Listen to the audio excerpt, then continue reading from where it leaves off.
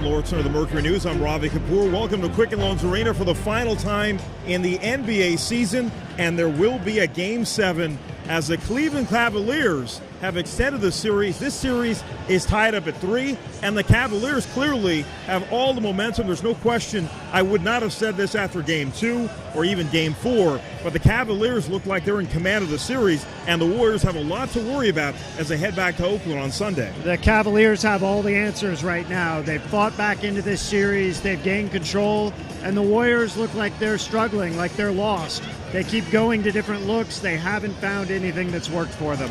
Well, this matchup faced Draymond Green, who actually came back from a suspension and played okay. Andrew Bogut out for the season now with a knee injury, which we expected after he fell down in Game 5. But the Warriors with different looks, and it never seemed like they were able to find a 5 that connected together. Yeah, from the start of the game, they were struggling. They had another very slow start. They spent the rest of the night trying to dig out from that.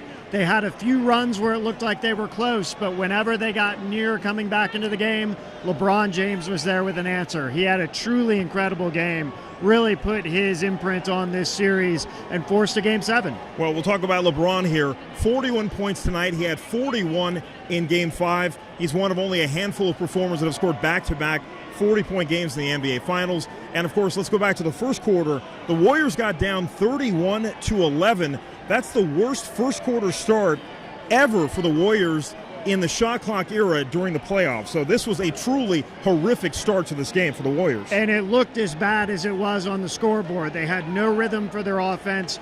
Curry was tentative. They were turning the ball over. They simply didn't look like the team that we've seen the entire season. They now have one game, 48 minutes to figure it out, but right now they don't look like they have a lot of answers. Curry did score 30 points and Klay chipped in 25, but Kyrie and, of course, LeBron were stellar.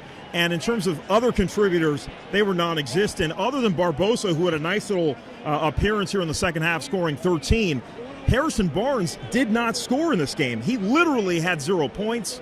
They had very little from Livingston. He had a bucket. This team really needs to find some answers beyond just Steph and Klay.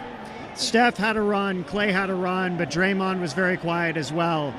They've had a couple different looks all season that have worked for them, but they've usually started with defense. And tonight, again, they struggled to get stops. They struggled to put themselves in a position for easy baskets. Everything was hard for the Warriors that they did out there, and it showed in the final score. What's interesting is the Cavaliers have really dead set locked in on Kyrie and LeBron. These are the two guys scoring the ball, and unfortunately for the Warriors, Klay Thompson and Steph Curry have not played at that level.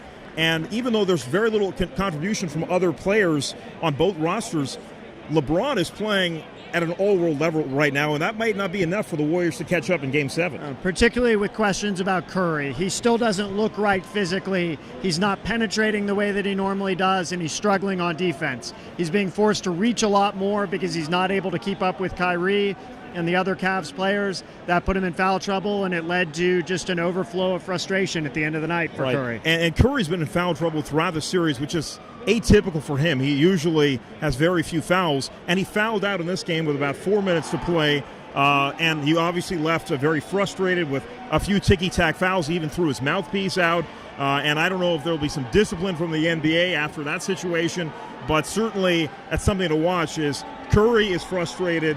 The Warriors at large are frustrated. Will they be able to get over this in 2 days before they head into a final Game 7, which they haven't had in 40 years? This team has showed incredible focus all season long. Throughout the regular season, time and time again, they focused when they needed to. But now is the ultimate test. There will never be more pressure on them than the next 2 days. They're going to have to answer in Game 7.